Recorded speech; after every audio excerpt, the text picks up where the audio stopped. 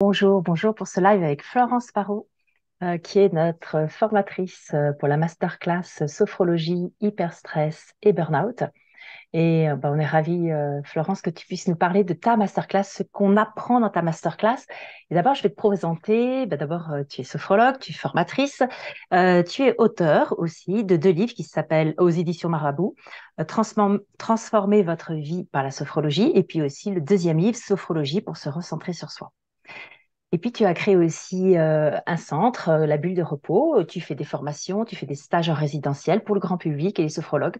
Donc, on peut à la fois te suivre à distance avec nos masterclass, mais aussi te rencontrer et même venir chez toi, on peut dire, Tout à fait. dans tous les thèmes que tu abordes. Voilà, écoute, ça c'est pour te présenter.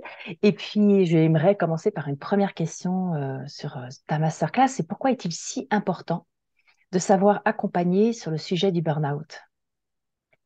Je dirais qu'en tant que sophrologue, pour nous, c'est fondamental parce que effectivement, c'est un sujet qui est extrêmement criant à l'heure actuelle, encore plus qu'avant, encore plus que quand on a lancé cette masterclass, en fait. Mm. Avant le Covid, il y avait déjà une augmentation monumentale des chiffres du burn-out sur une dizaine d'années, qui était due à l'utilisation notamment du smartphone.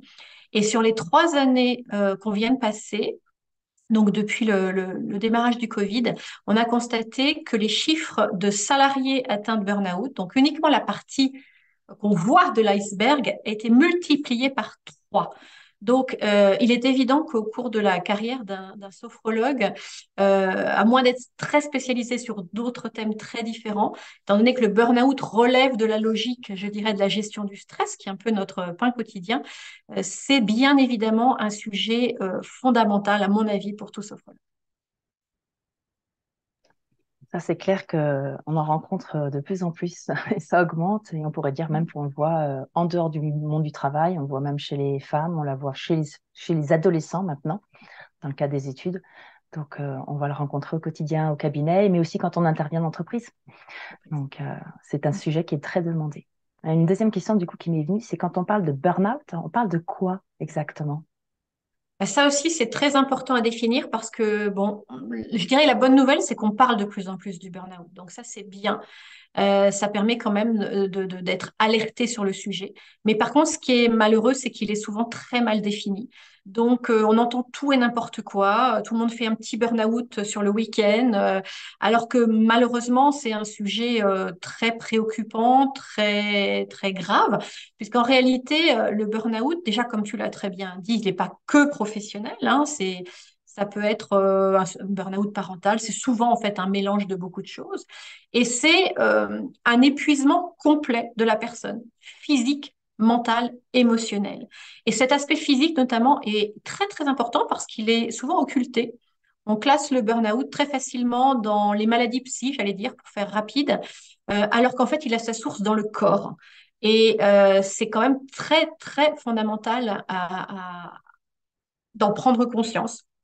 Et puis, ça arrive pas non plus du jour au lendemain, ça arrive pas par hasard.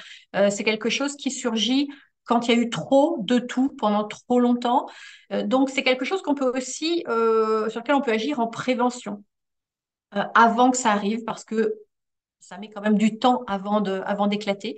Et il y a vraiment un avant et un après burn-out. Le burn-out, il démarre à un moment précis. On peut le dater, on peut dater le jour, on peut dater l'heure du démarrage du burn-out, parce qu'en général, il y a un effondrement physique de la personne. Donc, c'est vraiment quelque chose dont il faut avoir conscience pour comprendre ce qui se passe chez la personne qui vient nous voir. Et je dirais que c'est aussi important cet aspect corporel, puisque nous, en souffrant, on commence toujours par le corps. Donc, on a tout à fait notre rôle à jouer. Et dans ta masterclass, qu'est-ce que tu abordes? Quels sont les sujets que tu abordes dans ta masterclass? En fait, donc, je commence par faire un état des lieux du burn-out, c'est-à-dire concrètement, c'est quoi, ça se définit vraiment comment on peut le reconnaître, les signes avant-coureurs, les phases qui y amènent, est-ce qu'il y a un profil type ou pas, est-ce qu'il y a des professions ou des situations plus concernées que d'autres. Tout d'ailleurs les nouveautés aussi liées au burn-out, parce qu'il y a de plus en plus de cas, hein, je l'ai dit, donc il y a quand même pas mal de choses à repérer. Et donc, dans tout ce qui est à repérer, bah, ce qu'on va voir en anamnèse, en entretien préalable, et puis ensuite, eh bien, en sophro, concrètement, qu'est-ce qu'on fait? Donc, qu'est-ce qu'on fait quand la personne vient nous voir avant? Ça, c'est super parce qu'on a le temps, on a le temps de travailler avec la personne. La personne peut continuer à travailler et c'est en général beaucoup plus rapide finalement. Donc, tout ce qui est prévention, qu'est-ce qu'on peut faire en sophro? Et ensuite, une fois que la personne eh bien, est en burn-out, donc si la personne n'est pas venue nous voir en prévention, eh bien, concrètement, on fait quoi? On fait comment? Quelles sont les pratiques qui sont intéressantes? Quels sont les détails qui n'en sont pas et qu'il ne faut pas négliger? Par exemple, eh bien, quelqu'un qui est en burn-out, on ne peut pas travailler debout pendant des mois. Donc, ça nous oblige à adapter, alors qu'en plus, la relaxation dynamique du premier degré est super intéressante, mais sauf qu'on ne peut pas la faire debout. Donc voilà, ça implique d'avoir quand même des, des modifications, de l'adaptabilité, ce qu'on sait très très bien faire en sophro.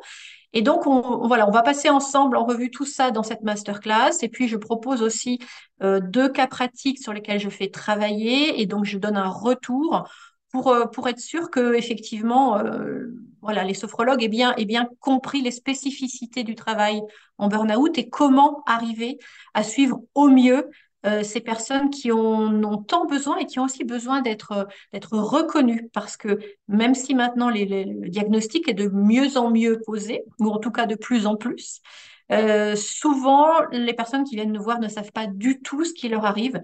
Donc c'est important que nous comprenions ce qui se passe. Ben, merci, oui, parce que je dirais que c'est plus qu'essentiel, puisque tu nous fais profiter ainsi de toute ton expérience.